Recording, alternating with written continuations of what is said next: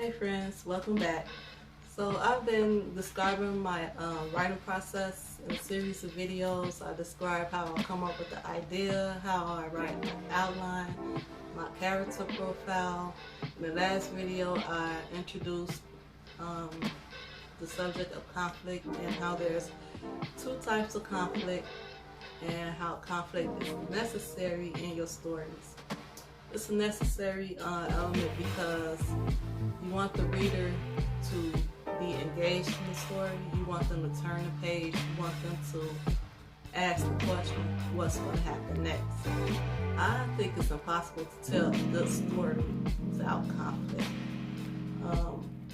There's got to be some type of challenge, whether it's a short story, a book, a trilogy, a series of it's just there has to be some type of conflict within the main character and the supporting characters. So, like I said, I've been using Rain as an example, and right now we're on chapter 4, and we're at a point where Rain is faced with the decision brought on to her by her aunt. So her aunt is telling her aunt Vanessa told Rain that she has to go out on the streets and sell her body to get money in order to bring money into the house. Now Rain, she is only 14. All she wants to do is go to school. She doesn't want to do what her aunt telling her to do. So I'm going to finish reading chapter 4 and get into chapter 5, and we're going to find out how this conflict unfolds. So the previous video I read some of chapter 4, and I'm going to finish chapter 4 now.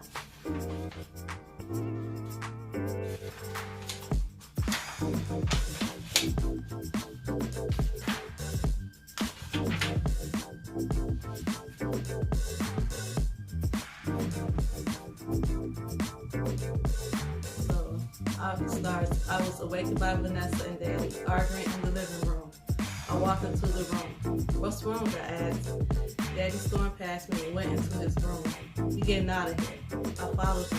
What?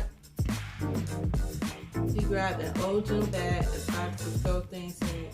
Shoes, oatmeal, wine bottles. He stopped to throw a plastic bag at me. Only packed the important stuff. Where are we going? I asked. He became frustrated with me and cussed at me for the first time in my life. Damn it, Rain, stop asking so many questions. Do as I say. I took the bag and started to put as much stuff as much clothing in it as possible, and then stood in the doorway to watch Daddy rush about the room in frantic confusion. He threw things in his bag and then took them out the bag until he lost what little strength he had. He sat on the bed to catch his breath and then asked, "You ready?" I nodded and I did as Daddy said. I didn't ask any more questions. Even when we walked into the living room and Vanessa was sitting on the couch with her head in her hands, I was confused. I did what she wanted me to do and we still leaving her house. Daddy and I had nowhere to go, so we roamed the neighborhood taking pit stops in front of the liquor store, the restaurants, and the park until it got dark outside. Then we went to the county hospital and signed up to receive some type of overnight shelter. We weren't the only two there because we had nowhere to sleep. However, I was the only child in the waiting room. It was after 12 o'clock when I realized we would be spending the night in the hospital waiting room, and yet I still hadn't said a word to Daddy. He sat beside me, made himself comfortable in his chair, covered himself with his coat, and fell asleep. No matter how hard I tried, I couldn't go to sleep. My stomach growled and rumbled from hunger. I didn't know where my next meal was coming from or what was going to happen to us the next day. Our lives had changed, and it was as if Daddy had forgot all his philosophies. It was hard to keep up an appearance without a place to stay. I washed up in the restroom in the hospital while I was still the stinky girl of the school. I attended one of the worst high schools in the city. I maintained good grades just for showing up for class. The school was important for me for the free breakfast and lunch. While I was in school, Daddy bummed around the town begging for change. In the evening, we were sure to arrive at the hospital early so we could get good seats in the back of the waiting room. We ate candy bars and chips all day and drank water. At the end of the 4th week, I was tired. I was weak. I closed my eyes and fell asleep and fell into much needed deep sleep. Moments later, I found myself standing inside an unfamiliar home. The woman who gave me a ride home from the hotel was standing beside me. I guess I was standing in her home. She wore a pretty yellow dress and the same company smile she wore the first night we met. She asked, "Sweetie, are you okay?" I wasn't okay. I needed a decent meal, a hot bath, somewhere to rest and close my eyes. I shook my head no. The woman continued to smile as she stretched out her hand for me to take it. I didn't know her, but I trusted her because she got me home safely the last time we met. She introduced herself. "I'm Angela." I spoke hesitantly. "I'm Rain." "Rain," she repeated. "What a beautiful name. It represents life and the renewal of it."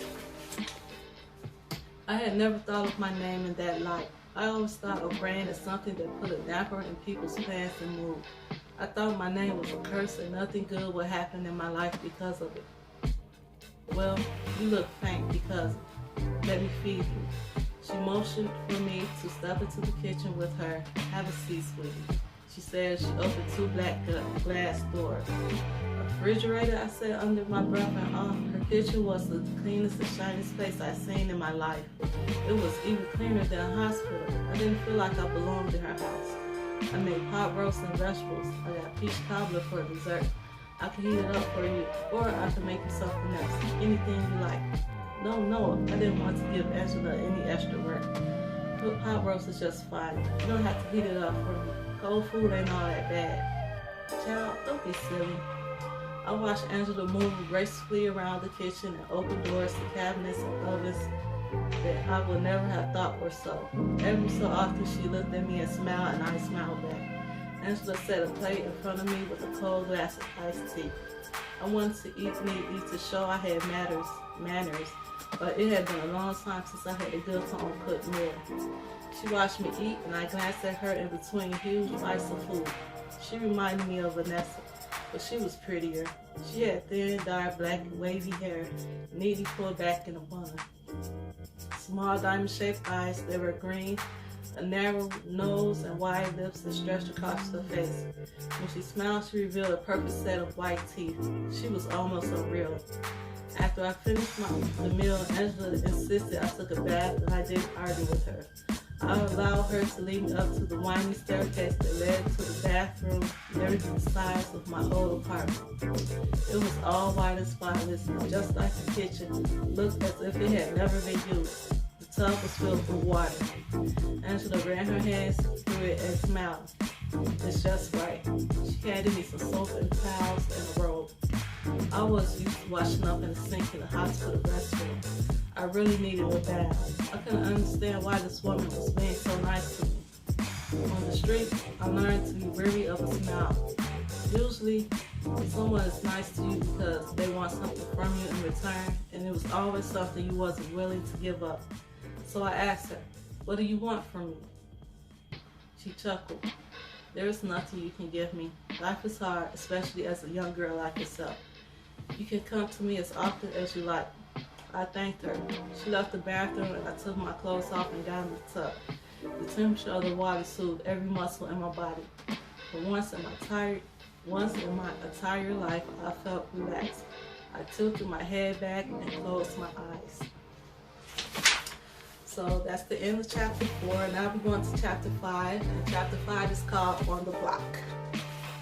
As soon as I closed my eyes, I had to open them.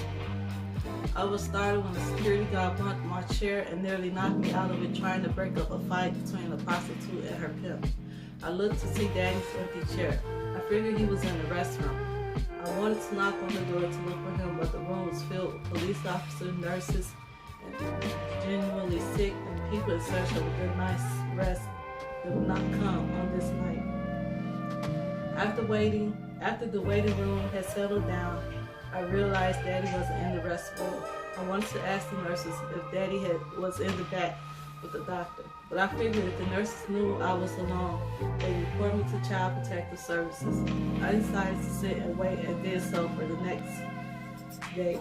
I left the hospital when the nurse came to me and asked me my name and age. I walked around the neighborhood looking for Daddy. I couldn't believe he had left me alone. My eyes swelled because of so many tears were being held behind. My stare was fixed to the ground except for the times I looked up and I saw a pair of old shoes that resembled Daddy's. Somehow, I ended up walking right into Tommy's arm. He hugged me tightly. "What's wrong?" Then and there, the tears came pouring out so much that soaked his jacket. We stood on the corner for what seemed like forever until I finally spoke. "Daddy left me." "Oh, Rain," Tommy began as he started to rub my neck to comfort me. "He'll be okay." "I don't think so, Tommy. What would I do without him?" "Come on, Rain. Let me take him home." I cried. Vanessa kicked us out a long time ago. We started to walk arm in arm. I let Tommy lead me to a restaurant. The two of us sat in the booth all night. Tommy and I didn't say much to each other. He just held me every now and then, pressed my shoulder and back. I watched raindrops hit the window and fall through the pane. The street lights blurred in its reflection. Eventually, I saw Daddy. I didn't see him walk to the window. He just appeared through the thickest blankets of rain. I looked at Tommy, but he was sound asleep. I got up from the table and slowly walked out of the restaurant. I had so many questions for him. Why did he leave? Why did you leave? Where have you been? And what are we going to do now? I ran out of the door and turned to see there wasn't anyone standing outside of the restaurant or anyone on the street.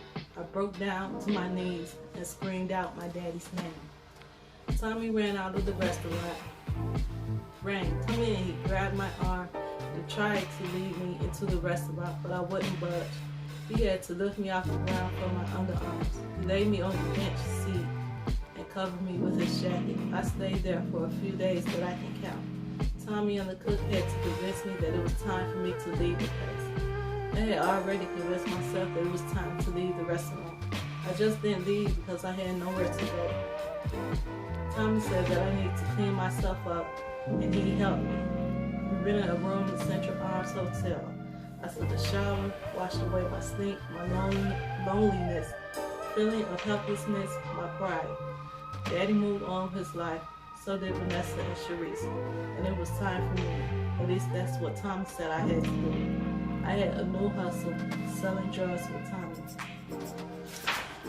Okay, so that's part of chapter 5, but you see the turning point where the climax of the story where Rain's life changed forever. So she was going through the conflict whether to follow her Aunt Vanessa's demands of her turning tricks in order to bring money in the house. That was her conflict. She did that, and it still ended up leaving the house. So her new conflict is now that she doesn't have anywhere to go. Her father left her. She don't know what happened to him. She don't have anywhere to go. And now she's running around with her best friend Tommy selling drugs. So if I was a reader, I would want to know what's going to happen next. So the conflict is that Rain, all she wants to do, like she said in chapter 4, all she wants to do is have a normal life and go to school, like any normal teenage girl her age. But things just keep on happening. A series of events just keep on happening to Rain and stopping her from doing that. So that's an example of conflict. And yeah, that's basically how I write my stories. I think about my idea, my outline, the character profile, and what goals each character's, what they're trying to achieve in the story. And you know, Rain's goal is to have a normal life, but she can't have a normal life. So in the next video, I'll continue reading chapter 5. And Rain's a pretty short book, and we're almost through it, and I'm almost done with describing my writing process. So stay tuned.